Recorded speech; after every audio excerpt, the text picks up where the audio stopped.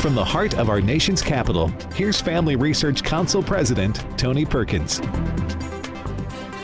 Well, good afternoon and welcome to this Tuesday edition of Washington Watch. I'm Jody Heiss, a Senior Vice President here at the Family Research Council.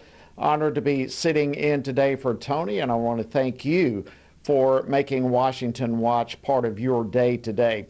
All right, coming up on the program, the consequences of President Biden's disastrous border policies continue to wreak havoc. We've all seen how more than 10,000 migrants pouring into the country every day have literally overwhelmed cities throughout the country, and how ceding control of our border to the cartels has created a host of crises, including a fentanyl crisis. But now the federal authorities have closed two major rail crossings into the United States due to the crisis there at the border. This, of course, is now threatening U.S. trade and supply chains. CBP has shut down railway operations there in Eagle Pass to redeploy CBP personnel to help with Border Patrol. Essentially, they're stopping international commerce to help speed up processing. Well, that was Fox News national correspondent Bill Malugin reporting yesterday from Eagle Pass there in Texas. And here in just a few moments, I'll be joined by Texas Congressman Randy Weber to discuss that. He serves on the House Energy and Commerce Committee. And we have some good news. There's a win both for religious freedom and freedom of speech. The Virginia Supreme Court said last week that Peter Vlamming, he's a high school teacher who was fired for refusing to use a student's incorrect pronouns due to his religious faith. Well, that teacher's faith and speech was protected by the free exercise and free speech clauses of the Virginia Constitution, according to the Supreme Court of that state. Peter and his attorney at the Alliance Defending Freedom will join me in a little while to discuss that important case. And the state of Ohio is now poised to join a growing list of states and legislation protecting children from harmful and permanent gender procedures that include sterilization and mutilation. Both chambers of the Ohio General Assembly passed HB 68. This is Ohio's version of the SAFE Act, and now that bill is awaiting signature from Republican Governor Mike DeWine, who has not yet made a decision. This is a very, very contentious issue. Other states have dealt with this issue as well. And ultimately, my decision will be based on one thing, and that is what I think is in the best interest of the children who would be impacted by this particular law. You wouldn't think that this decision would be that difficult. Of course, that was Governor DeWine speaking to the press yesterday, and we'll get an update on his holdup from Ohio State Representative Gary Click, who is also a church pastor and the one who sponsored the legislation that so far the governor has not yet signed. And as you just heard, Governor DeWine says that he wants to do what's best for the children. Well, hopefully, he'll listen to this.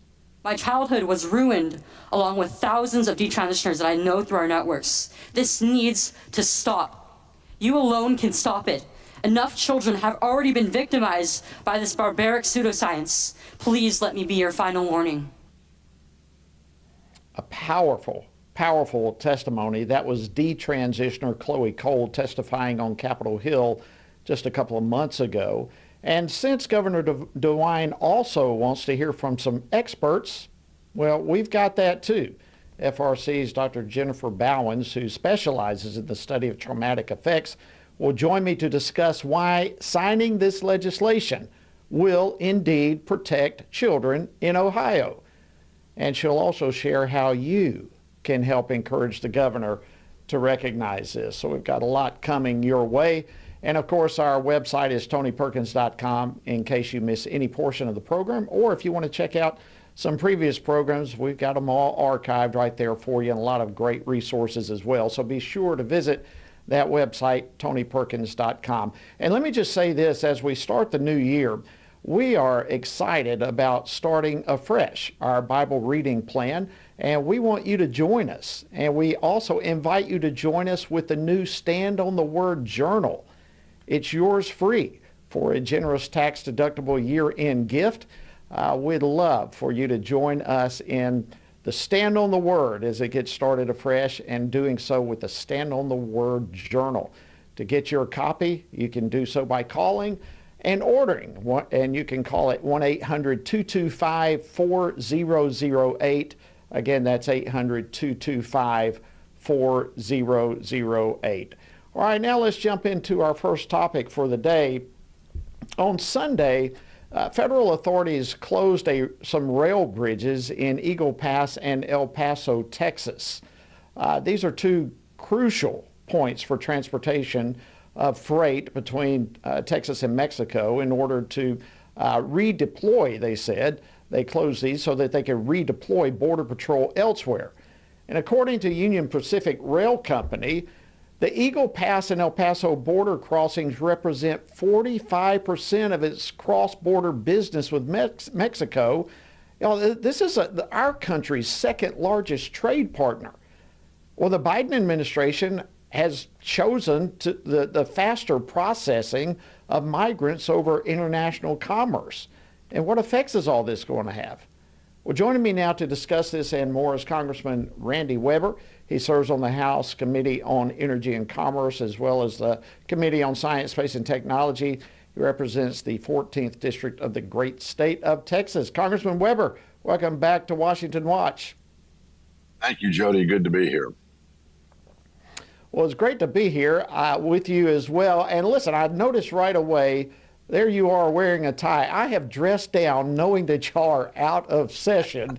And here you, in your wonderful fashion as always, keeping me humble, there you are showing up with a tie. But nonetheless, great to see you, my friend. Have you seen what tie it is?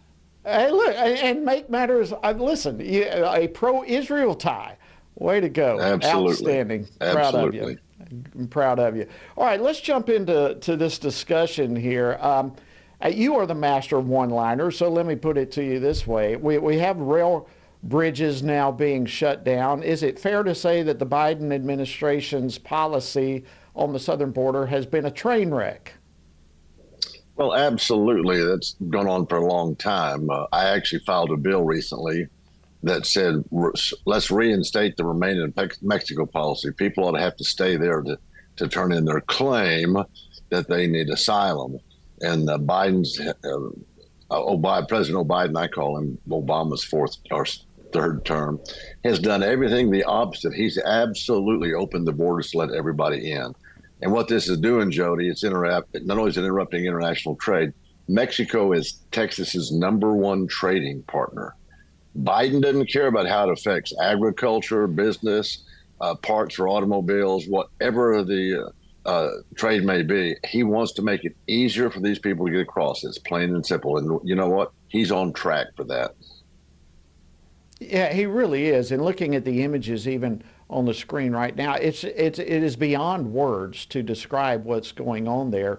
One of the reasons I wanted you on, Congressman, is because your role on Energy and Commerce, the committee there, and you were just alluding to it. What kind of impact will these closings of the rail system have on commerce?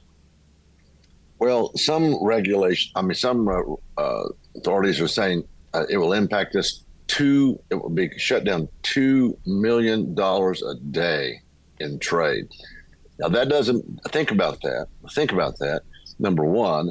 Number two, think of the increased traffic that's going to come across, and all Biden's going to do is move CBP agents over now to assist with everything else they can at the border crossings, even on train tracks. And that doesn't really address the problem at all. We're just spending more money, more manpower to make sure more people can get in this country. He's ignoring the root of the problem. Our commerce will suffer. There's no question. And when the commerce of Texas suffers, the commerce of the country suffers as well.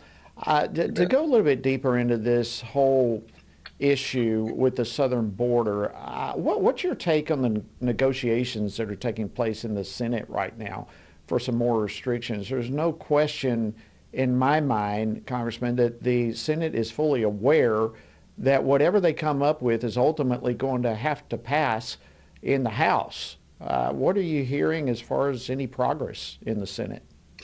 Well, we're hearing a stalemate. You hear all kinds of rumors out of the Senate. Of course, as we like to say, the Democrats are the opposition, but the Senate is the enemy because they want to shove everything down our throat. In fact, Schumer said that.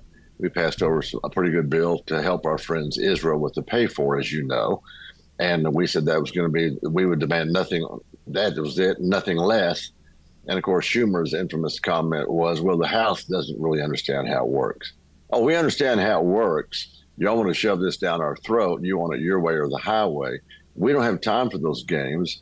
Our border is wide open. My district doesn't want to fund Ukraine anymore until we get some extreme accountability, until we take care of our own border problems. And yet this Biden White House is on track to continue the train wreck known as his administration. Absolutely. And the governor of your state and many leaders in your state are doing everything they can. In fact, Governor Abbott just signed, I believe it was yesterday or just within the last few days, a new law that makes illegal immigration a state crime. And look, it's states like Texas and Arizona that bears so much of the weight of Biden's border crisis. What's your take on the law that the governor signed in spite of the fact that the White House is pushing against it? Well, we're going to have to bear that burden. You know, I was in the Texas House for 4 years, and I was vice chair of the border committee my second term. I can tell you things about the Texas border. Back then, we were putting $200 million a session on the border. Now it's like $3 billion. We're going to bear the brunt of this. If we're going to arrest those who are illegally entering the country, and that's the intent here, we got to have a place to keep them. You got to feed them. You know, you got to give them a warm or an air-conditioned or heated place to stay. You got to tend to their needs. So it's going to impact Texas in a big way. Fortunately, Texas has got some surplus money built up, but there's absolutely no way on God's green earth that we should have to pay for the international border problem with Mexico. And this administration is intent on letting it rock and roll just like it is. Yeah, and I think the vast majority of Americans are right alongside of you. And it's just stunning the resistance from this administration. You would at least think that in an election year that Democrats as a whole, the White House would at least want to give the appearance of trying to do something on the southern border. But they, at least from my perspective, they don't even appear to want to do that. Yeah, I think it's blatant in your face. And you look at what happens as a result of that, Jody. The CBP sources said in the last 24 hours, there was more than 12,600 migrants encountered. Now, keep in mind that those are the ones we know about. Those are the ones we catch, the ones that they call the gotaways. We don't know about them. And, you know, the FBI has put out a warning or heightened alert that they're afraid there may be some terroristic acts in our country because of those coming across from countries like Syria, Iran, Iraq, and that area over there. And listen, 12,600 migrants in 24 hours. Yeah, if it was 10,000, it's 300,000 a month. You bet. Congressman Randy Weber from Texas, thank you so much for joining us. Merry Christmas to you and your dear family. All right, friends, coming up after the break, Peter Vlaming will join me to discuss the court case, and you don't want to miss this. Stay tuned.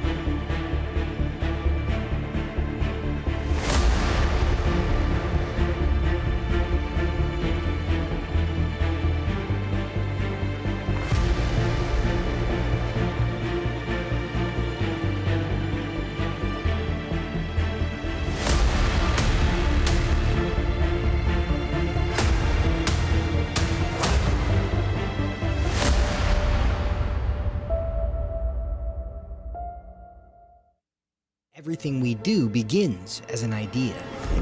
Before there can be acts of courage, there must be the belief that some things are worth sacrificing for. Before there can be marriage, there is the idea that man should not be alone. Before there was freedom, there was the idea that individuals are created equal. It's true that all ideas have consequences, but we're less aware that all consequences are the fruit of ideas. Before there was murder, there was hate. Before there was a Holocaust, there was the belief by some people that other people are undesirable. Our beliefs determine our behavior, and our beliefs about life's biggest questions determine our worldview. Where did I come from? Who decides what is right and wrong? What happens when I die? Our answers to these questions explain why people see the world so differently. Debates about abortion are really disagreements about where life gets its value. Debates over sexuality and gender and marriage are really disagreements about whether the rules are made by us or for us. What we think of as political debates are often much more than that. They're disagreements about the purpose of our lives and the source of truth. As Christians, our goal must be to think biblically about everything. Our goal is to help you see beyond red and blue, left and right, to see the battle of ideas at the root of it all. Our goal is to equip Christians with a biblical worldview and help them advance and defend the faith in their families, communities, and the public square. Cultural renewal doesn't begin with campaigns and elections. It begins with individuals turning from lies to truth. But that won't happen if people can't recognize a lie and don't believe truth exists. We want to help you see the spiritual war behind the political war, the truth claims behind the press release, and the forest from the trees.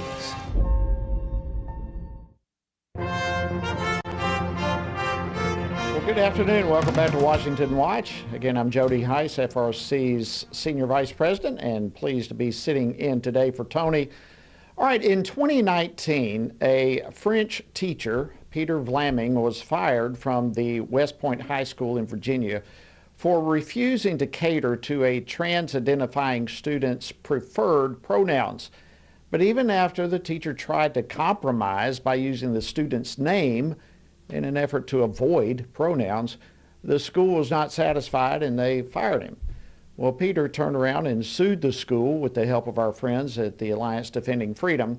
And Peter and his attorney, Alliance Defending Freedom Senior Counsel Chris Shandoval, joins me now to share the new developments in this case involving Peter, a very, very important case. Peter and Chris, welcome to Washington Watch. Thanks for joining us. Hi, Jody. Thanks for having us on. Well, my pleasure. Peter, let me start with you. Just overall, give us the latest from the Virginia Supreme Court. Well, now to follow one's conscience, one doesn't have to lose their job in Virginia. To put it even more plainly, to refuse to speak lies or refuse to speak against one's conscience is no longer punishable by being fired. That's fantastic news. And, you know, we always like to highlight around here great victories, and I see this as one of those. Chris, if you would clarify for our audience just what this actually means in very practical terms across the board. Sure. So this is a huge win for Peter, obviously. And it's also really a historic victory for free speech and for religious liberty for all Virginians across the Commonwealth.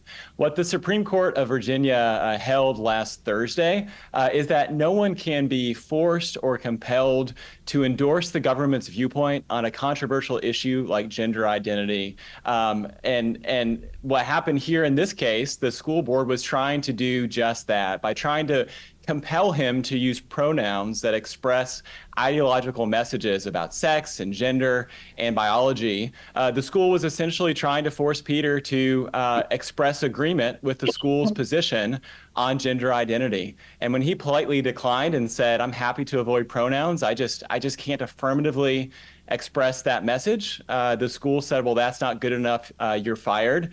And the Supreme Court of Virginia last Thursday said, "No, that's not good enough. That violates the Virginia Constitution." Wow, that's powerful. You know, when they fired him for using the student's name I mean, that's just like really a statement of trying to force him to comply with a worldview and ideology that he disagrees with. Peter, how long have you known this student? Was this kind of a new acquaintance, or have you known this student for a while? Not at all. Not at all. One of my favorite students, this was her third year in my class. I was the only French teacher in the middle school and high school, which were combined under the same roof. And she had been in my class for exploratory French first year, and this was second year French when all of this went down. And it was a student that I got along very well with, a student that I liked very much. And also, though I didn't agree with her choices, that's not something, it wasn't a subject that I pronounced on. I didn't say anything about my stance in the subject. I wanted to continue showing her showing her respect, keeping my conscience clear. And so I did, like you mentioned, I did use her new chosen name, but I avoided using feminine pronouns in her presence. But the school, the administration really wanted me to become a true believer and to formally and publicly start using masculine pronouns to refer to the student, even when the student wasn't present, or even when students weren't, and when no students were present, between faculty members. They obliged me to show that I was totally on board, and I told them, no, I can't do that. Yeah, and that's really the essence of this. They were trying to force you into their belief. Why was it important for you to take this stand? Well, it seemed very clear to me from the get-go that this was totalitarian, that through taking control of speech, imposing speech, they were forcing, like you said yourself, they're forcing a belief system, and a belief system that I consider to be utterly false. The fact that we're created men and women is an integral part of what it means to be a Christian and to believe in God's revealed truth, and just what we see with our with our eyes. That's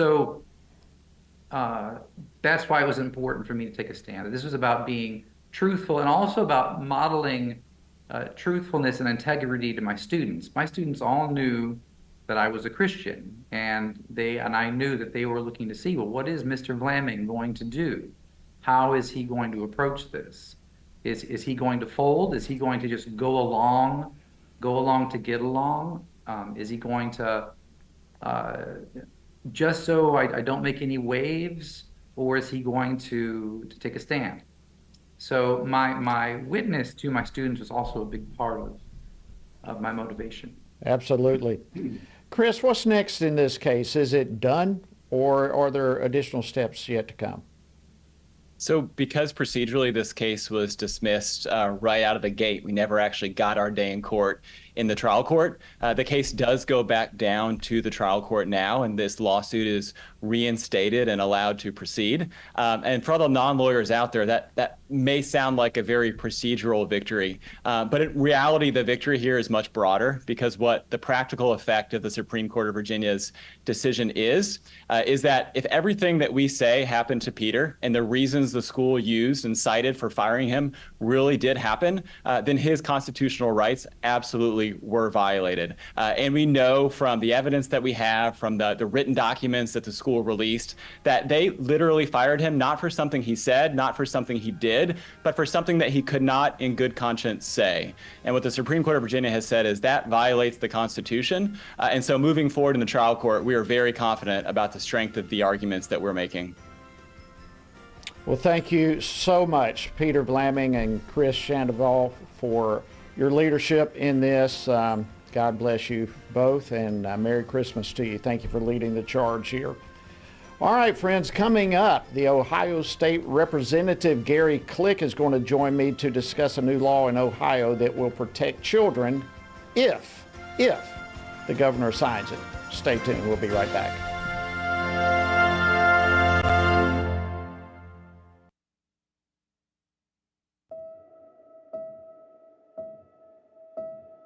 All of us are born with the desire to find truth and meaning. Where did I come from? What happens when I die?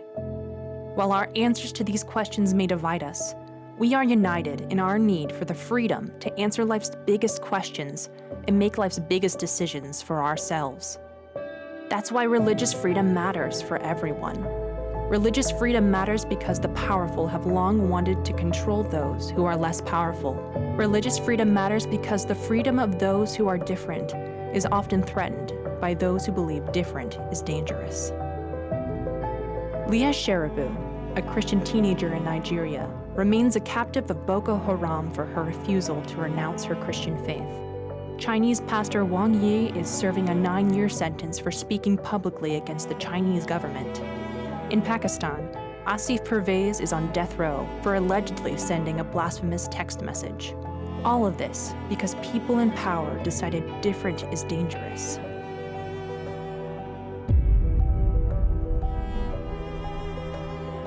At the Center for Religious Liberty at Family Research Council, we promote religious freedom for everyone because the only alternative is religious freedom for no one. We encourage Americans and the American government to engage and advocate for the persecuted, and they do.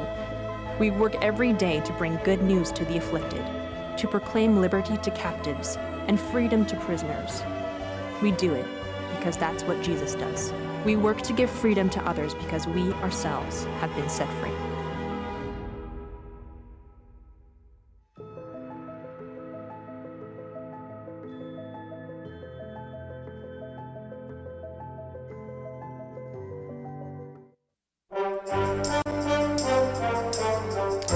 Thank you for joining us. Welcome back to Washington Watch. I'm your host, Jody Heiss, sitting in today for Tony, and we appreciate you joining us as well. All right, we continue to see a lot of momentum at the state level for laws to protect children from experimental gender procedures that bring permanent and destructive results.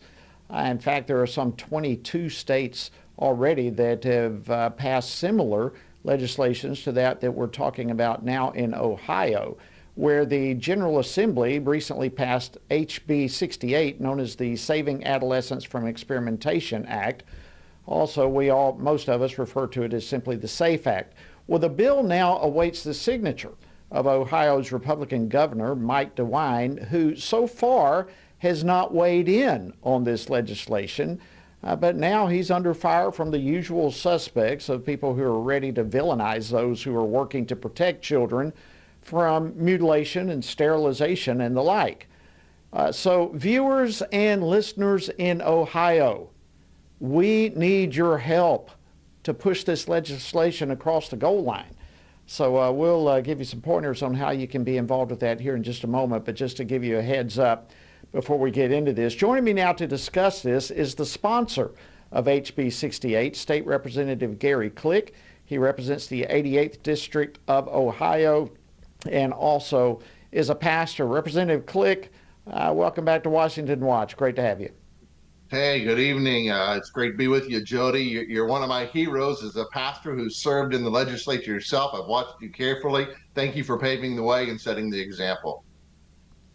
Well, thank you very much, my friend. I love pastors, and I tell you, so much rests on our shoulders these days as pastors to deal with the issues that are facing our country from a biblical perspective and really change the moral climate. And you have been doing that, and I likewise just hats off to you, Gary, and thank you. You introduced this legislation to protect children. It's now been passed. It's waiting for your governor to sign it. Give us the latest. Where does it stand right now? Well, and it's also a twofer because it also includes Save Women's Sports. That was rolled into it as well. So we have the benefit of both. Right. So we've gift wrapped both of these bills for the governor, sent them to him, and they're sitting on his desk. It was a supermajority in both chambers, in both the House and in the Senate, and it sits on his desk. I've had conversations with the administration, and listen, we're putting the right people in front of him. The governor is asking the right questions. They are giving him the right answers. I don't know how he can avoid coming to the right conclusion. Our governor does care about kids. He has not until recently, I don't think, had the opportunity to study this issue. And we know that the other side of the hospitals, they're doing a lot of fear mongering, and they're trying to tell him that, trans kids are going to die and things like that. And they're putting a lot of fear into him, but we're putting the people in there to counter that argument. We've let him talk to medical professionals, to doctors. We've let him talk to trans kids, parents, and so forth, and detransitioners. And we're putting everyone in front of him. And like I said, he's asking all the right questions. And I have to believe that in the end, the governor's going to do the right thing. We have no guarantees. We have no promises. But as that clock ticks, I was on the phone today with, different parents and detransitioners, and they're all on pins and needles. They're crying, talking to me on the phone, and they just can't wait. And they're ready just to bust into tears of joy when the governor signs this bill. Wow. Well, listen, again, it sounds like you're doing all the right things as well. And I don't know of anyone, particularly in Ohio, that knows this issue any better than you do. And you've seen, as you just described, one individual there, you've seen that these procedures cause harm to children. Yes. I get the feel that you are, at the end of the day, optimistic that Governor DeWine will make the correct decision. Is that the correct read? That is my sense. I don't have any promises. I don't have any guarantees. The governor hasn't given me the wink and the nod or anything like that. But just by the sense of they're asking me questions right now. They're talking to me. They're communicating with me, and they're saying, is it this kind of a person that we can talk to? Do you have that kind of a person? And I'm trying to help them make contact. I know the other side. They're talking to people on the other side as well.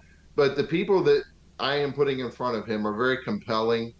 People, some people here in Ohio, we have, Morgan Keller recently came out as a detransitioner. She was still living as the opposite sex when we started carrying this bill. And she met Chloe Cole after she detransitioned, and Chloe connected her with us. And, Morgan actually reached back out to the people that counseled her here in Ohio, in Columbus. And she said, you failed me. You didn't ask all the key questions you should have asked. And her therapist said, I'm sorry, I think I did fail you. I just wanted to affirm you. And what a terrible excuse that is. And then she says to Chloe, she says, wow, this is all just so new. And that's what we've been saying. This is experimental. They don't know what they're doing. Wow. They're just guessing at it. I've talked to parents today, even some parents I hadn't even had a chance to have in-depth conversations with before because they don't want to be public. But they said, we go in to see these doctors at Nationwide or some of these other places, and they treat us like idiots if we ask questions. And they tell us the only choice we have is hormones and to affirm our child as the opposite sex. They don't, and we just get bullied if we ask any other questions. And Gary, real quickly, happens. Our time is slipping away. Tell me real quickly how listeners and viewers can help. How can they contact Governor DeWine and put a little positive pressure on him? Yeah, just Google Ohio Governor. I think it's governor.ohio.gov. If you go there, there'll be a contact us link. Reach out, let him know that you need him to sign this HB 68. And we're going to put the phone number up. We're putting the phone number up right now. 614-466-3555. That's 614-466-3555. All right, friends, stay tuned. Much more on this issue happening in Ohio coming your way right after the break. Stay tuned.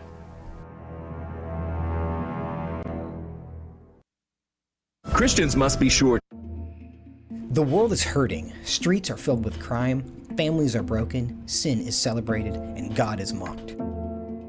Everywhere we look, the wages of our sin are on full display. As Christians, we know that surrender to God's will is the solution to our biggest problems, but not everyone agrees. Even in church, we hear people say the most important thing is to be tolerant, that we shouldn't impose our morality on other people, and that loving our neighbor means celebrating what they do. But you can't do that. It's not that you don't love your neighbor, you do, but you care about God's opinion more than your neighbor's opinion, and this makes you different. In fact, sometimes it makes you feel alone, like you're the only one. But there is good news. You are not alone, not even close. Research has found that there are 59 million American adults who are a lot like you. There are millions of people around the country who are born again, deeply committed to practicing their faith, and believe the Bible is the reliable Word of God. But that's not all. They're also engaged in our government. They're voters. They're more likely to be involved in their community, and they're making a difference in elections. The problem is that a lot of them feel alone too. We want to change that. FRC wants to connect these 59 million Americans to speak the truth together, no matter the cost. If you want to learn more about this group and what it means to be a spiritually active, governance-engaged conservative, or if you want to find out if you are one of these SageCons yourself, go to frc.org/SageCon and take the quiz to find out. The world is hurting, and we have the solution. We can't do it alone, but we can do it if we work together. That's what we're working toward every day. Join us. Go to frc.org/SAGECON, SageCon, to learn more. That's SAGECON, SageCon, to learn more.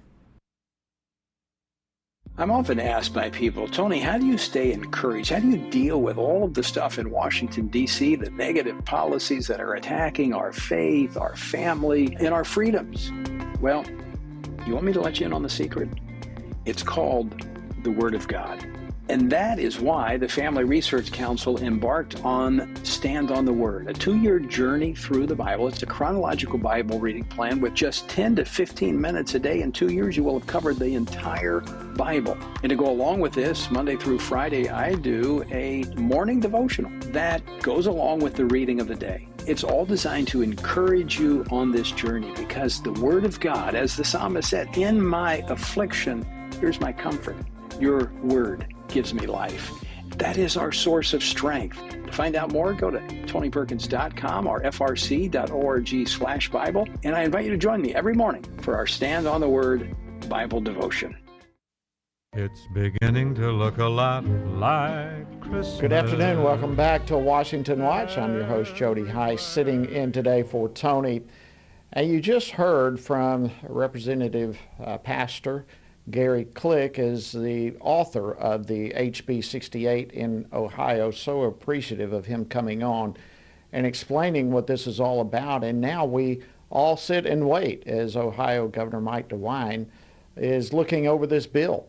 He's, look, this is a bill that protects children in his state from harmful and permanent medical procedures that include mutilation and sterilization.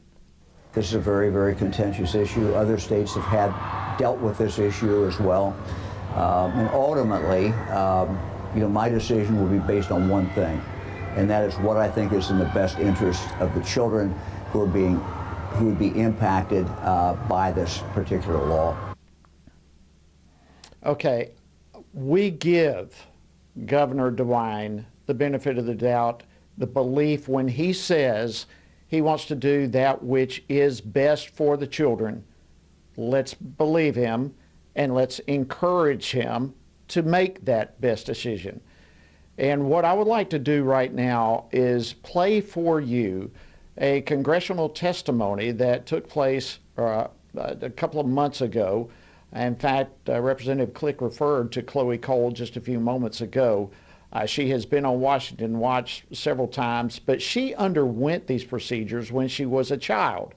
She has experienced firsthand the havoc that is caused by these procedures when they are done to anyone, but particularly to young people. And she has challenged lawmakers and those who care about children, Governor DeWine, those who care about children, she has challenged them to do the right thing. And I want you to hear just a little bit, a couple of minutes, a few minutes of her testimony. And I certainly hope Governor DeWine hears this as well. So for the next few moments, listen to this powerful testimony. Here's Chloe. My name is Chloe Cole, and I am a detransitioner. Another way to put that would be, I used to believe that I was born in the wrong body. And the adults in my life, whom I trusted, affirmed my belief, and this caused me lifelong, irreversible harm. I speak to you today as a victim of one of the biggest medical scandals in the history of the United States of America. I speak to you in the hope that you will have the courage to bring the scandal to an end and ensure that other vulnerable teenagers, children, and young adults don't go through what I went through. At the age of 12, I began to experience what my medical team would later diagnose as gender dysphoria. I was well into an early puberty, and I was very uncomfortable with the changes that were happening to my body. I was intimidated by male attention, and when I told my parents that I felt like a boy, in retrospect, all I meant was that I hated puberty, that I wanted this newfound sexual attention to go away, that I looked up to my brothers a little bit more than I did to my sisters. I came out as transgender in a letter I sent on the dining room table. My parents were immediately concerned. They felt like they needed to get outside help from medical professionals, but this proved to be a mistake. It immediately set our entire family down a path of ideologically motivated deceit and coercion. The gender specialist I was taken to see told my parents that I needed to be put on puberty-blocking drugs right away. They asked my parents a simple question: would you rather have a dead daughter or a living transgender son? The choice was enough for my parents to let their guard down, and in retrospect, I can't blame them. This was the moment that we all became victims of so-called gender-affirming care. I was fast-tracked onto puberty blockers and then testosterone. The resulting menopausal-like hot flashes made focusing on school impossible. I still get joint pains and weird pops in my back, but they were far worse when I was on the blockers. A month later, when I was 13, I had my first testosterone injection. It's caused permanent changes to my body. My voice will forever be deeper, my jawline sharper, my nose longer, my bone structure permanently masculinized, my Adam's apple more prominent, my fertility unknown. I look in the mirror sometimes and I feel like a monster. I had a double mastectomy at 15. They tested my amputated breast for cancer. And I was cancer-free, of course. I was perfectly healthy. There was nothing wrong with my still developing body or my breasts, other than that, as an insecure teenage girl, I felt awkward about it. After my breasts were taken away from me, the tissue was incinerated. Before I was able to legally drive, I had a huge part of my future womanhood taken from me. I will never be able to breastfeed. I struggle to look at myself in the mirror at times. I still struggle to this day with sexual dysfunction. And I have massive scars across my chest. And the skin grafts that they took of my nipples are weeping fluid today. And they were grafted into a more masculine positioning, they said. After surgery, my grades in school plummeted. Everything that I went through did nothing to address my underlying mental health issues that I had. And my doctors, with their theories on gender, thought that all my problems would go away as soon as I was surgically transformed into something that vaguely resembled a boy. Their theories were wrong. The drugs and surgeries changed my body, but they did not and could not change the basic reality that I am and forever will be a female. When my specialist first told my parents that they could have a dead daughter or a live transgender son, I wasn't suicidal. I was a happy child who struggled because she was different. However, at 16, after my surgery, I did become suicidal. I'm doing better now, but my parents almost got the dead daughter promised to them by my doctors. My doctors had almost created the very nightmare they said they were trying to avoid. So what message do I want to bring to American teenagers and their families? I didn't need to be lied to. I needed compassion. I needed to be loved. I needed to be given therapy to help me work through my issues, not affirm to my delusion that by transforming into a boy, it would solve all my problems. We need to stop telling 12-year-olds that they were born wrong, that they are right to reject their own bodies and feel uncomfortable with their own skin. We need to stop telling children that puberty is an option, that they can choose what kind of puberty they will go through, just so they can choose what clothes to wear or what music to listen to. Puberty is a rite of passage to adulthood, not a disease to be mitigated. Today, I should be at home with my family celebrating my 19th birthday, and instead I'm making a desperate plea to my elected representatives. Learn the lessons from other medical scandals like the opioid crisis, to recognize that doctors are human too, and sometimes they are wrong. My childhood was ruined along with thousands of detransitioners that I know through our networks. This needs to stop. You alone can stop it. Enough children have already been victimized by this barbaric pseudoscience. Please let me be your final warning. Thank you. Powerful, powerful words. Governor DeWine, I hope you hear these words. People in Ohio right now, I hope you hear these words. I want to continue this discussion. I'm honored to be joined now by Dr. Jennifer Bowen. She's the director of the Center for Family Studies here at the Family Research Council. She also testified along with Chloe on Capitol Hill that day. Powerful, powerful day it was. Dr. Bowens, thank you for joining us on Washington Watch. Thank you for being here. It's good to be with you, Jody. All right, I don't know that it gets any more profound than the testimony we just heard from Chloe. You were there, you sat right in the room, you testified yourself as a professional on this issue. Describe the atmosphere in the House hearing room after Chloe spoke. You know, it's so powerful, the testimony that she gave, because she, in just a short time, she depicted the major issues that surround this issue. And that is the whole transgender ideology is a created concept. And it is, you know, they say that biological sex is a created concept. Well, if you follow that logic all the way through, you have to come back to, yes, and you created this idea of transgender too. And there is no objective test to test what you're proposing, that people are the opposite sex of what they are actually biologically endowed with. And I think what Chloe did was she highlighted that. You know, in the room, you could tell that the responses people were shaken, because there is no response to the objective reality of our biological sex. All of this other stuff is fantasy and conjecture and people making up concepts about our biological sex. And when you present the research and you actually begin to unpack it, there is no response. So, you know, someone like myself, I didn't get any questions. They're not going to ask questions about what has been veiled on this topic for many years. And that's what they do. They've been using research to veil the truth about what is really going on behind the scenes of quote unquote gender affirming care.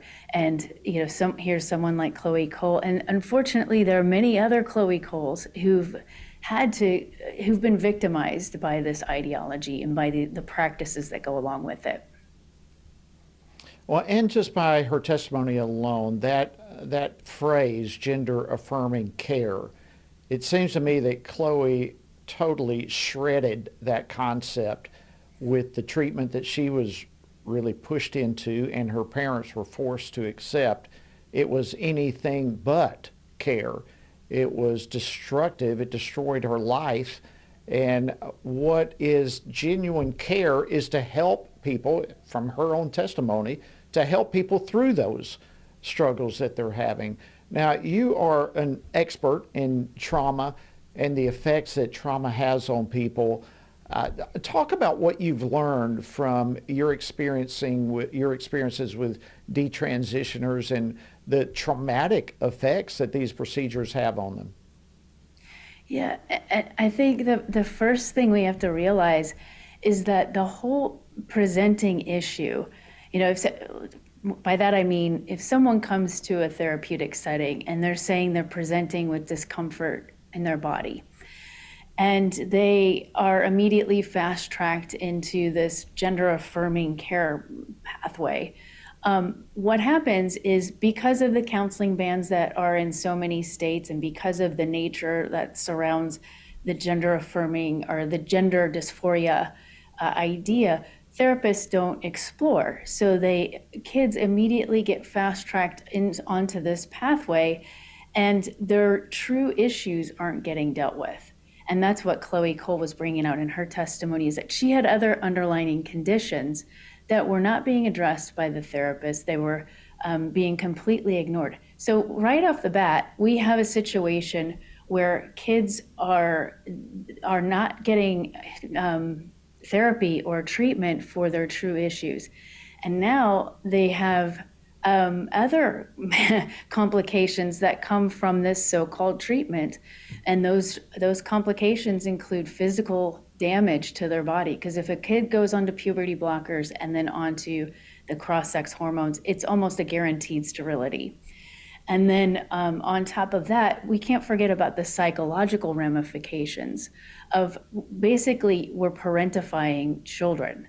Children weren't meant to be parents. That's why we call it child rearing, because they need leadership. They need an adult to be in the room that's going to protect them. And so when they're put in a position where they are making major life decisions that are going to affect the rest of their life, they're going to affect the rest of their physical life, their future sexual life, as well as their psychology, because something happens to the brain when you thwart it through puberty blockers. You put another sex's hormones into your system. Remember, you can't forget what it was like to go through puberty, and we called it hormonal for a reason. And now we're going to add the opposite sex hormones into our systems. Imagine what that's going to produce psychologically. And then, Jody, of course, there's spiritual harms to this, right? Because we have a whole group of people, maybe they're educators or even our parents, like Chloe's parents got sucked into this ideology in an attempt to help their child. And so when we have that, when that occurs, we're given family to reflect who God is and God's nature. And that impacts us spiritually as well, because are we going to believe in the future that God is really going to protect us? Or are we going to believe that we have to make all the decisions ourselves, that we have to be in charge, and that we don't have someone who's looking out for us and caring for us? So there are lots of ramifications physically, emotionally, and spiritually when it comes to the damage that comes from gender-affirming care. And all of this, those of us like yourself and many others who try to stand in the gap are accused of denying these people of life-saving care. It's just unbelievable. Dr. Bowens, our time is running out, and I want to get this last comment to you, and I want to put on the screen again the number to Governor DeWine's office that people can call in and give their input to him and encourage him to sign this bill. But in the last little bit that we have, how would you advise Governor Mike DeWine, if he sincerely wishes to protect children, what would you say to him? I would say, if you really want to protect kids, first of all, recognize that you have research on your side. Anyone in any nation that has delved into the research that's been used to support these practices has come away saying it does not exist. This is not life-saving care. You cannot prove it from any scientific empirical standpoint. Second, you have psychology, developmental psychology on your side. We know we have tons of studies that show development happens not until kids are 25. So there's enough Dr. Jennifer Bowens, we you. got to leave it right there. Thank you so much, Director of FRC's Center for Family Studies. Friends, a lot on the program today. We'll see you tomorrow. God bless. Washington Watch with Tony Perkins is brought to you by Family Research Council and is entirely listener supported. Portions of the show discussing candidates are brought to you by Family Research Council Action. For more information on anything you've heard today, or to find out how you can partner with us in our ongoing efforts to promote faith, family, and freedom, visit TonyPerkins.com. Also, to leave a comment about Washington Watch, call our watch line at 1-866-372-7234. That's 1-866-372-7234.